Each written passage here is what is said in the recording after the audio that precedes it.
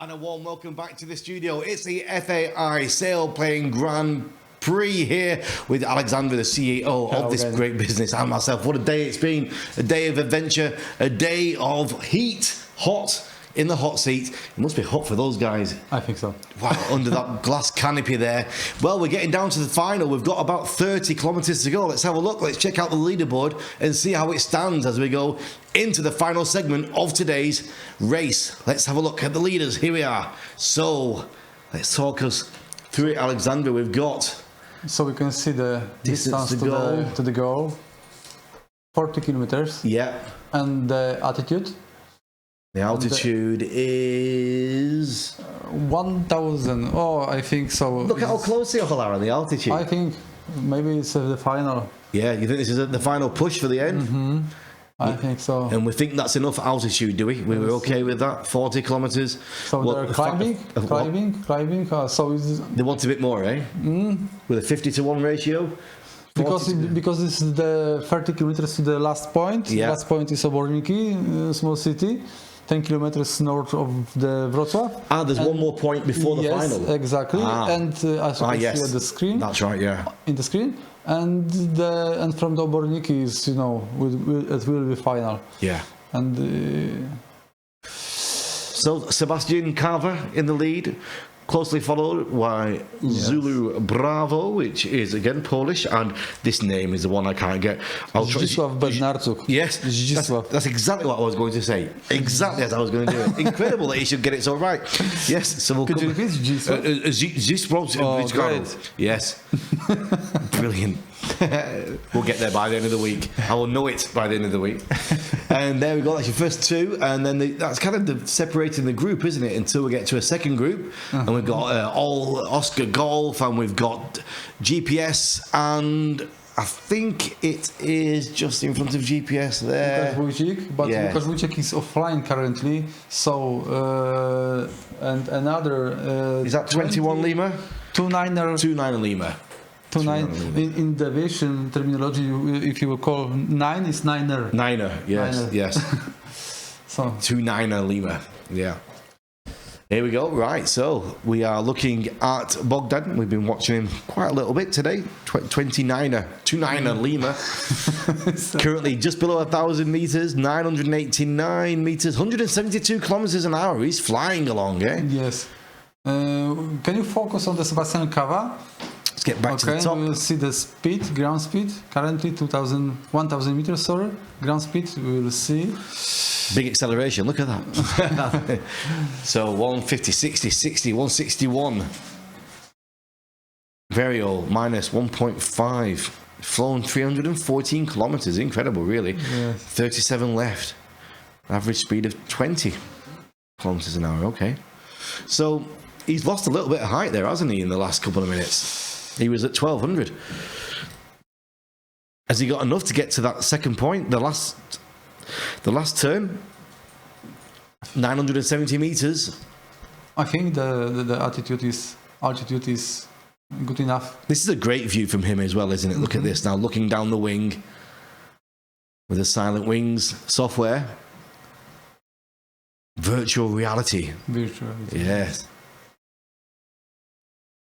It's a shame they don't have the pilot in there as well with the software, isn't it? With the empty cabin, it'd be nice to have a little facsimile like you have with the FIFA football. You could select. I select Sebastian and put him in the cockpit. There is a software for the virtual flying of the gliders. So yeah. Yes. And what we're watching now. Is it real time? So that turn he's doing there, are we seeing real time action? No. There'll be a delay of... The delay is 1 minute. Okay. To prevent some kind of, forwarding transformation via radio to another competitors that, okay, you cannot fly in this point because it's fake and something like that. Yeah. So it's delay is 1 minute. Right.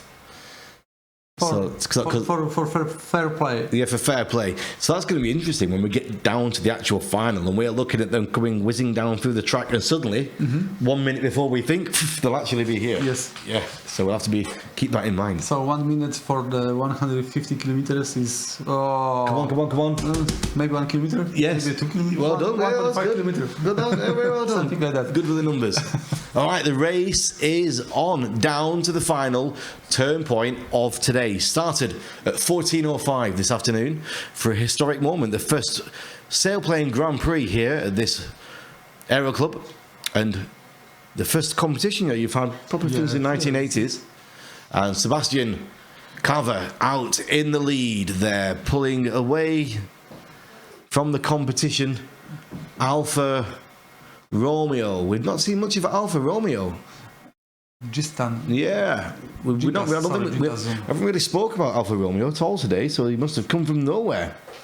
But Alfa Romeo from Lithuania, at one point he was in the lead. Now looking back there, you can see the others, Romeo Oscar and 1 or 2 others, just looking for a bit more altitude. Okay, can you show us altitude of those gliders? So altitude is Sebastian Cava 900 meters and Alfa Romeo is exactly the same. Yeah. Now look at 29 Lima and Romeo Oscar there, just looking for a bit more altitude, aren't they? They're kind of just... This is a great shot, watching Sebastian flying towards us. Yeah. Okay, so let's see how this is going to develop. Let's pull up his details. Let's see how he's doing, Sebastian there. Let's get him on the bottom of the screen with 860 meters above and ground speed. We'll get that reading for you now. Seems to be just dropping down a little bit more, doesn't he? Is he doing a dash to this final turn? Will he try and get a bit more altitude there when he gets to that final turn? I don't think so. You think he'll just go for it straight home? A few minutes before this live session, I asked Sebastian Cava father, Mr. Tomasz Cava, yes, and I asked about the situation, and yes, he told me he will come or not. Right. Does his father fly? Has he been a pilot in the past? Yes. Sebastian had the best trainer, coacher. So how long do you think in time from that final turn to the finish line? They have how many kilometers they have to the point? Could you switch the view? Time to point. Okay, 16 plus maybe 8 from the last point. Yes. No, 10 kilometers, so 26. Yeah. If they are flying 150, so they will come maybe 10 minutes. Right. Or less. He's there. Out in the front now, seems to be just holding that lead. We can see there that final left-hand turn. And then back here to the airfield, crossing the finish line at what speed? It could be up to 300 kilometers an hour with that dive? Depend on altitude, but they can achieve even or 300 kilometers per hour. That's incredible. So they're going to dive down from roughly 1,000 meters. Of course, the altitude is very important. You cannot, because you don't want to run out of altitude before you get to the line. Because as fast as you fly, then you lose the altitude, of course. Yeah. But with more speed, and if you're on a dive, can you then do a bit of a climb? Yes, of course. There is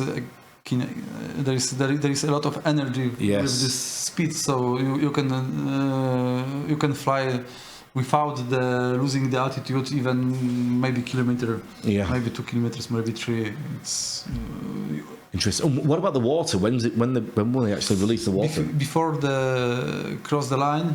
The final line, they will release the water, or after that.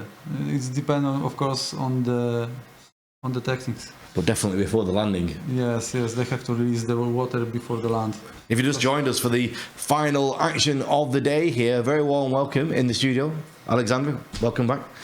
We've had a few guests today. We had, just a moment ago, we were speaking to Jaksak Shirakita from OGN about this technology that he uses, and I think he was kind of saying that you had to buy all those units. Is that right? Yes. Yes. And now you rent them out to the pilots. Is that how it works, or do you provide that as a service? Do you rent them to the pilots? Do they rent them from you? Yes, we have our devices, and we are putting these devices to the gliders to get better information about these gliders. But generally, all gliders is using FLAR devices to anti-collision system of the gliders. So those information is sometimes double. Tell me a little bit about the anti-collision system. Mm-hmm. So is that a proximity warning? Is it? Or? Yes, if you are flying direct to another glider and the system is calculated that you are opposite of someone else, they will inform you with the beep and the red light on the screen. Right.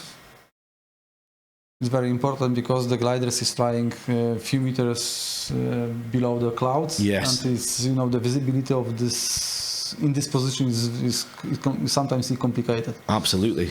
Yes, when you get the clouds around. And if you are flying 200 kilometers per hour opposite to another glider who is flying 200 kilometers. Closing speed of 400. Summer is 400, exactly. Yeah.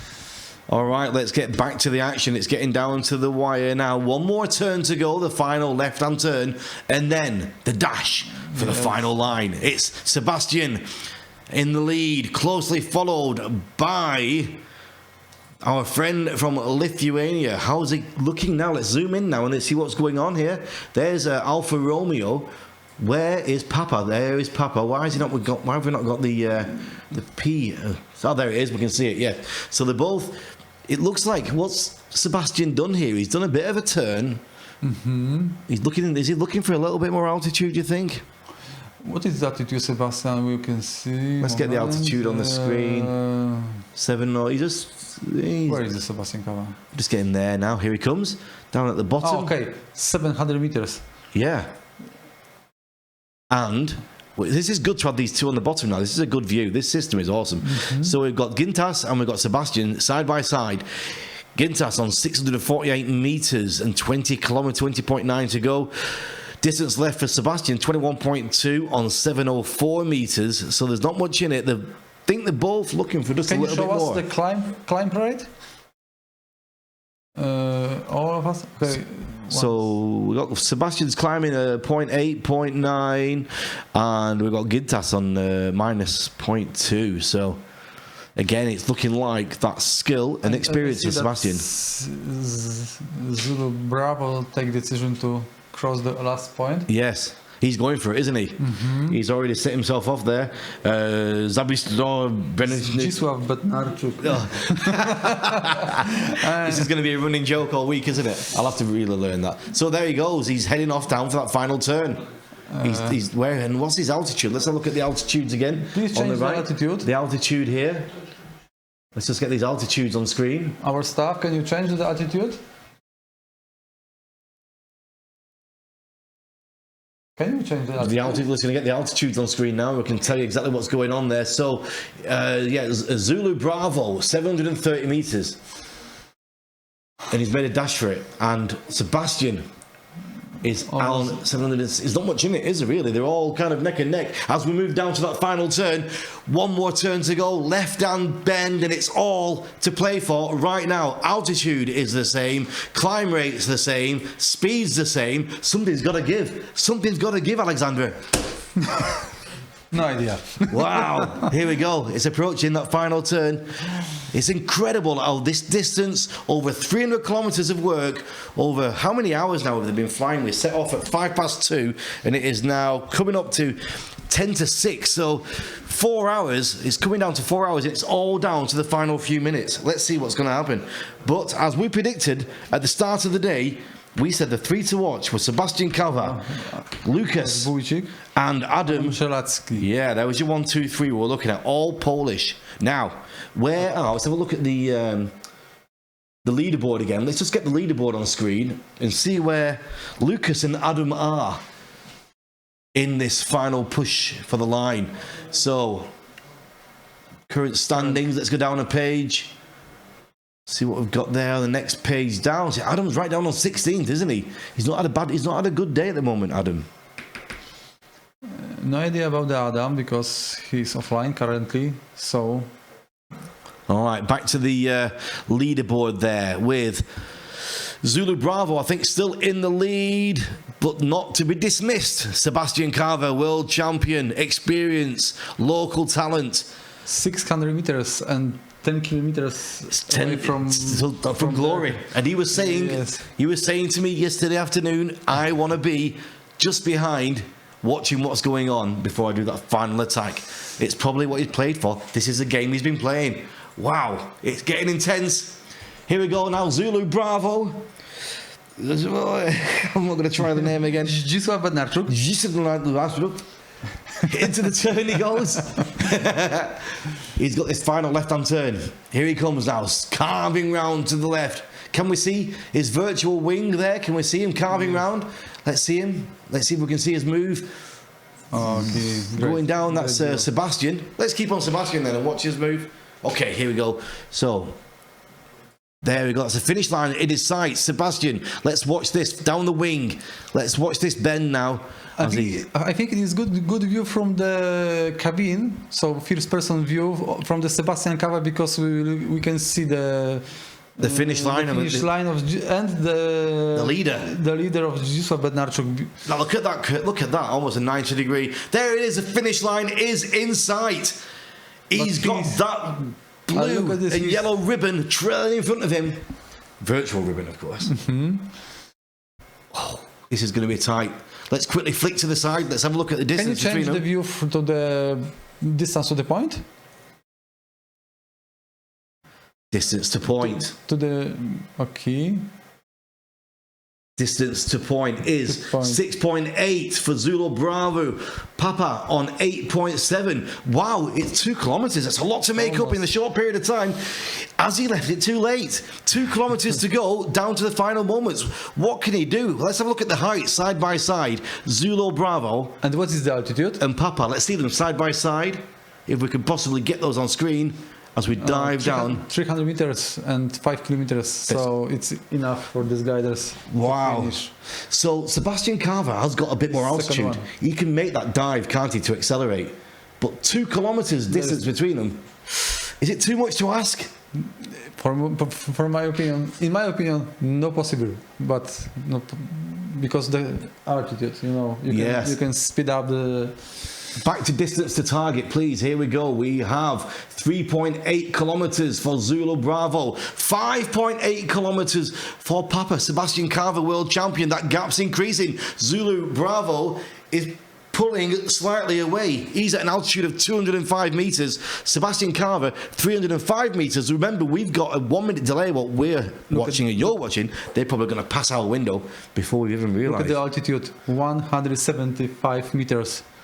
And 2 kilometers. Yes, 170. Here we go.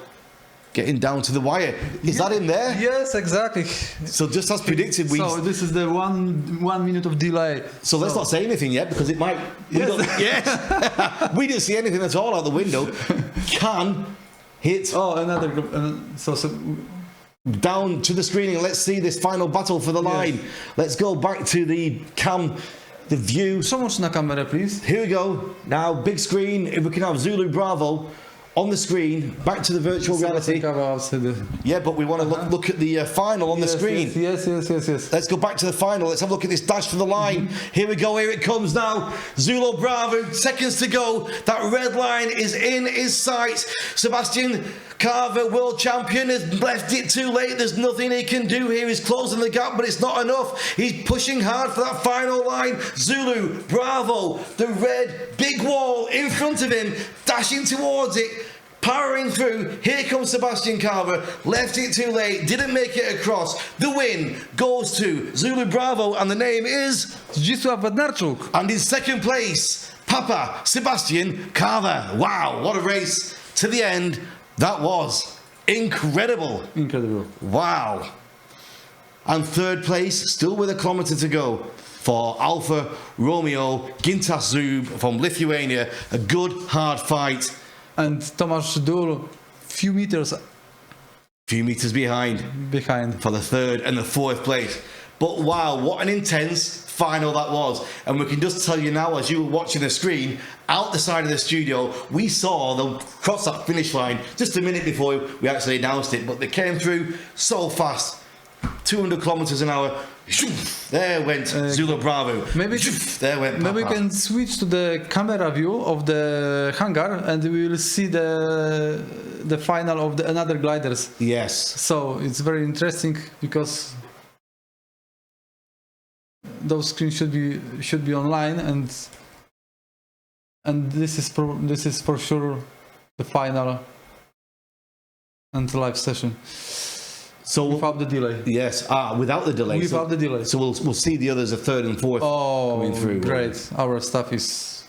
He's all over it. Our director here, he's all over the system. Oh, look at this! This is just a Benarch who just landed. Yeah, I think. Or Sebastian. Well, there it is. The FAI Sailplane Grand Prix Day 1 comes to a dramatic end. Another glider is landed. As we watch the final gliders coming in to land. But after 4 hours of competition, 4 hours of flight, over 350 kilometers in this task, number 1. Camera from the hangar. And a camera for the hangar now just to see these final. Nie widzimy tego. Here we go. There you go. So just looking at the angle from the hangar now as the final through come through. But from us here in the studio, it's been great to have you along. I hope you'll join us tomorrow for another task in this Grand Prix of Sailplane Championships here in Poland. It's been a great day of action. From Alexander, thank you very much, my friend. And from me, Regan Tetlow. We'll see you bright and early tomorrow. Good night. Bye-bye.